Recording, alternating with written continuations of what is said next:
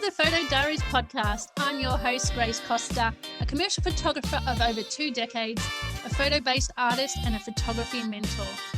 This podcast opens up a secret diary about the world of the photography industry. We'll bring you inspiring interviews with industry professionals, as well as stories and tips to help you propel through your photography journey, whether you're just starting out or a seasoned pro. Thanks for joining me today. Now let's open the latest diary. Hi friends, welcome to today's episode. We're going to talk about marketing, but specifically we're going to focus on understanding your ideal client.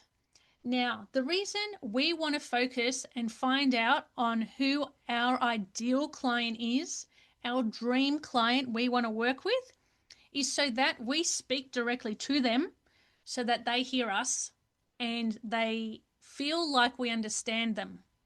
When they feel like we understand them, then they are more connected to us, and then they are more likely to buy from us because they see that we get them.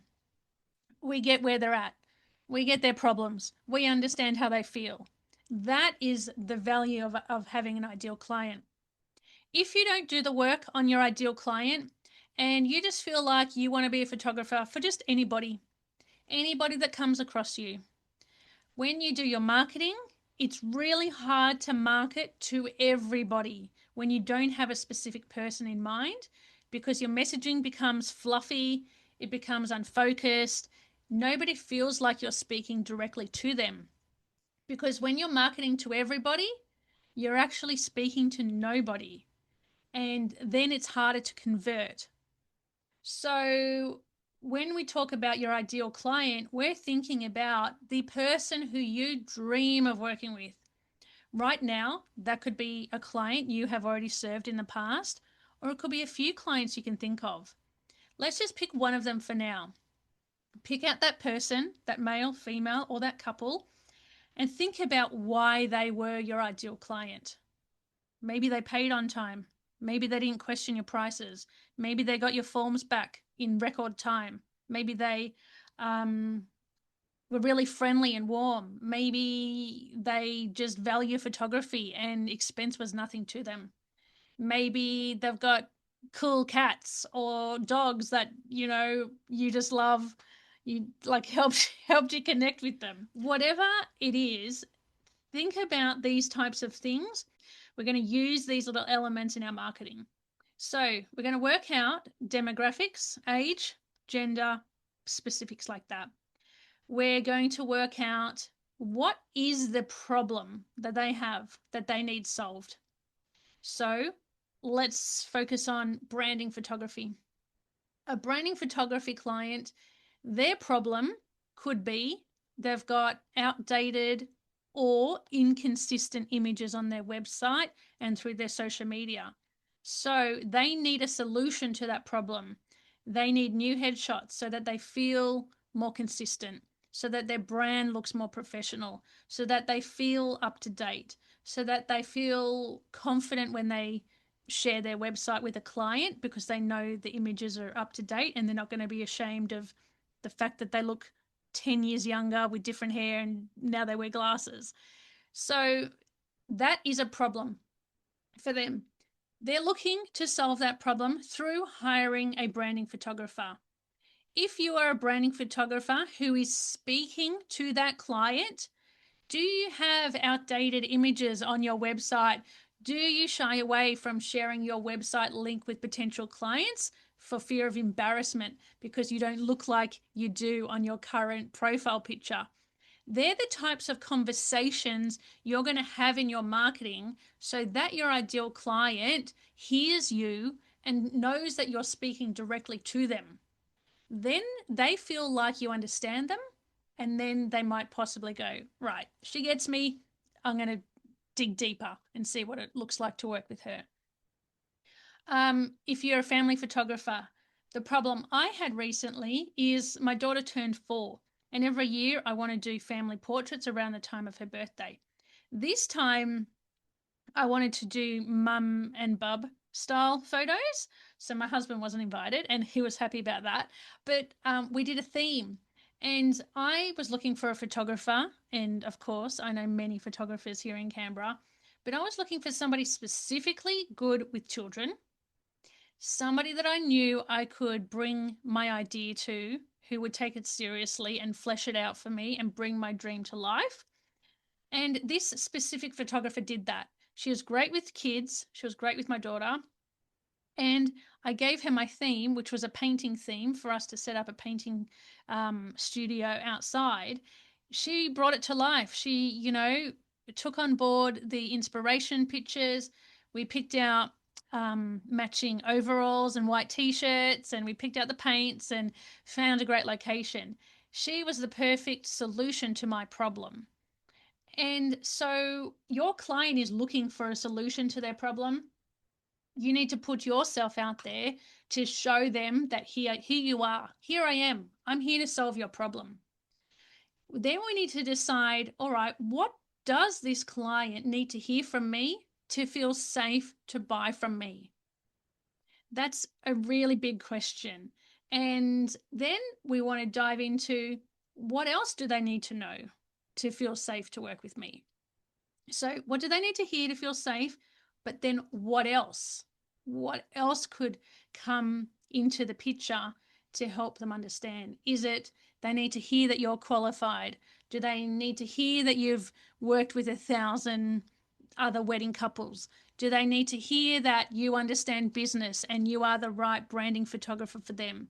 Do they need to hear that you have a guarantee, or that you're going to help them pose, or you're not going to do any posing? Whatever it is, think about what they need to hear specifically from you to help them feel safe to take the next steps with you.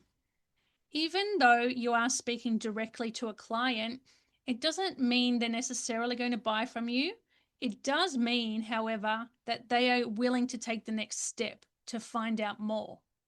That could be booking in a discovery call. That could be looking at your packages. That could be looking through your portfolio. That could be writing to you with a few questions for them to take the next step and build that momentum. So don't negate understanding your ideal client, because when you do your marketing, you will start to market much easier when you're speaking to somebody specific. And don't be afraid that you might repel other people. And that's the whole purpose of marketing, is to attract and repel. When your messaging is targeted to that one ideal client, you start to repel people that aren't for you.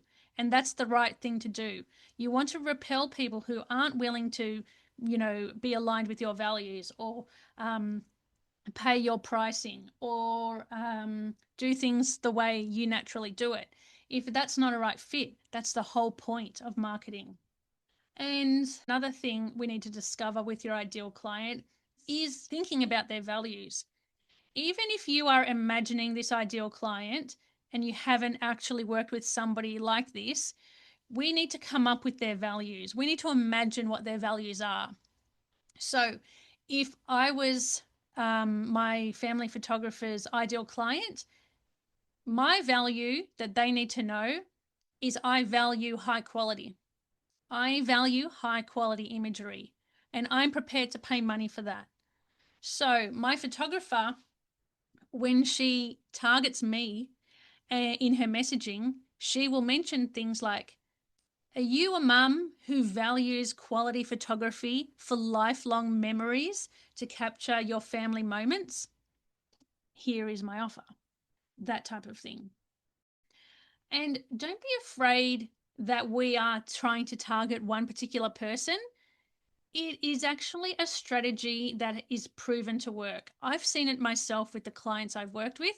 I've also seen it with my own example. When I first started my business, I thought I was speaking to everybody. And then when I narrowed down my ideal client and I know exactly what she's going through, I know exactly the problem she needs solved, I know exactly how I solve it, and I know exactly the transformation I make for her, my Instagram captions became so much easier to write.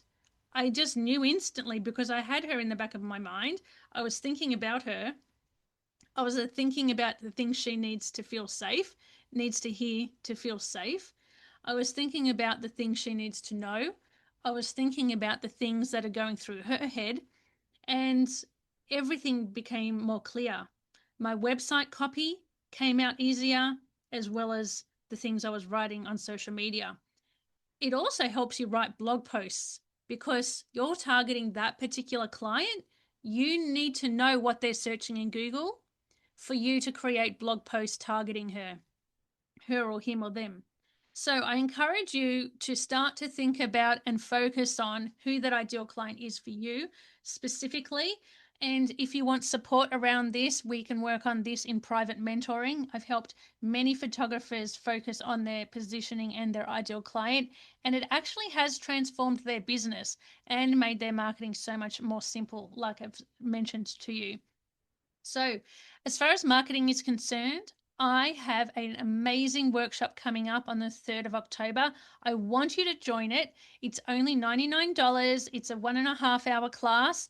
It's a hands-on workshop where we are going to make marketing super easy for you, way less cringe, and you're going to be excited to want to show up online more often because I'm going to break down marketing in a very simple way that doesn't feel pushy. It feels natural to you. It's marketing that fits your personality and focuses on your strengths. So you're going to love going through this workshop. You can find more information through the link in the bio, in my Instagram page at Grace Costa Photographer, or in the show notes. So that's it for today's episode, friends. I hope that was really valuable for you, and I'll catch you on the next one.